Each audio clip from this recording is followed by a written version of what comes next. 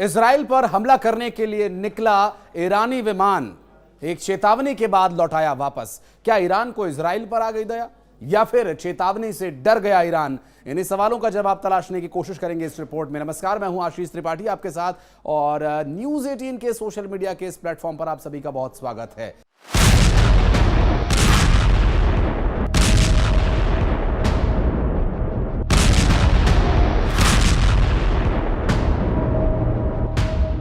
Iran का एक हथियारों से लैस विमान जो सीरिया में लैंड करने वाला था या लेबनान में लैंड करने वाला था ये तो नहीं पता, लेकिन हां इजराइल पर हमले के लिए यह विमान आया था, यह बात बिल्कुल स्पष्ट है। जबकि इजराइल के द्वारा यह दावा किया गया कि अगर इस विमान को लेबनान या सीरिया में कहीं उतारा गया तो ईरान की खैर नहीं। इस तरह की धमकी मिलने के बाद ईरान ने वो विमान वापस लौटा लिया, क्योंकि दोनों ही तरफ से कोशिश यही है कि रिहायशी इलाकों में लोगों पर हमले न हो। जबकि आईडीएफ ने यह दावा भी कर दिया है कि वो किसी भी नागरिक को नुकसान पहुंचाने की नीयत से हमला नहीं करते हैं, सिर्फ जहां हिजबुल्लाह के ठिकाने हैं उन्हीं जगहों पर हमला किया जाता है। और जो हिजबुल्लाह के ठिकाने लोगों के घरों के आसपास बनाए गए हैं, ये लोगों को हलाक करने की बदनीयती से उन्होंने बनाए हैं, ऐसा दावा इजराइल की तरफ से किया जाता रहा है।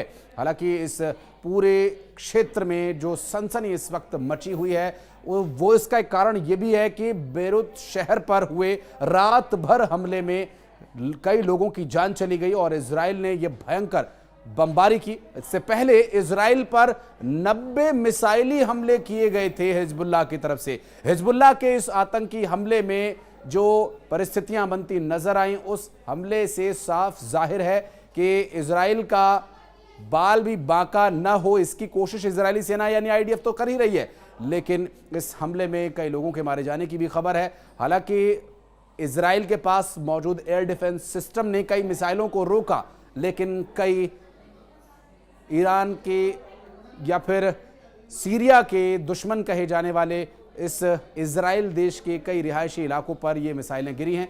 इस दौरान नेतन्याहू ने एक और चेतावनी जारी की है। उनका यह कहना है कि देश के खिलाफ कार्रवाई करने वाले, चाहे सीरिया हो या ईरान हो या इराक हो, हिजबुल्लाह के कमांडर हो, हूती विद्रोही हो, किसी को भी बख्शा नहीं जाएगा। हूती विद्रोहियों की बात चली है तो आपको यह भी बता दें कि अमेरिका के द्वारा हूती विद्रोहियों के ठिकानों पर हमले किए जाने की भी बात सामने आई है। लेकिन वर्तमान परिस्थितियां क्या कहती हैं उस पर कुछ एक डिटेल्स और मैं आपको बता दूं।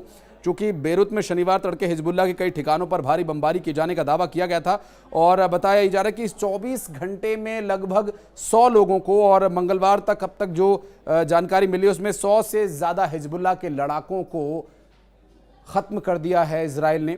और सेना ने शुक्रवार देर रात बेरूत के दक्षिणी शहर में ताबड़तोड़ हमले किए और विस्फोटकों से आसमान में धुएं के गुबार उठते दिखाई दिए। इतना ही नहीं, दक्षिणी लेबनान को खाली किए जाने के लिए सेना ने रात में 3 अलर्ट भी जारी किए हैं और बड़े क्षेत्र को खाली कराया जा रहा है। लगातार हो रहे हमलों को रोकने के लिए और इससे लोगों को नुकसान ना हो, इसके लिए जो प्रयास किया जा रहा है, उन प्रयासों को धता बताते हुए हिजबुल्लाह ने ताबड़तोड़ हमले किए और जो प्रयास इजराइल कर रहा है उस इजराइल के प्रयास को यहां पर हिजबुल्लाह नाकाम करने की कोशिश भी कर रहा है। बहरहाल दोनों ही तरफ से अब युद्ध विराम की बातें क्यों नहीं हो रही हैं, जबकि गाहे बगाहे दोनों ही जगह के अधिकारी इस बात का जिक्र करते हैं कि वो युद्ध विराम चाहते हैं, लेकिन युद्ध विराम की बातें तो सब कर रहे हैं, लेकिन प्रयास कौन करेगा ये देखने का विषय होगा। इस बारे में अगर आप कुछ भी कहना चाहते हैं तो कमेंट सेक्शन में आपका वेलकम रहेगा।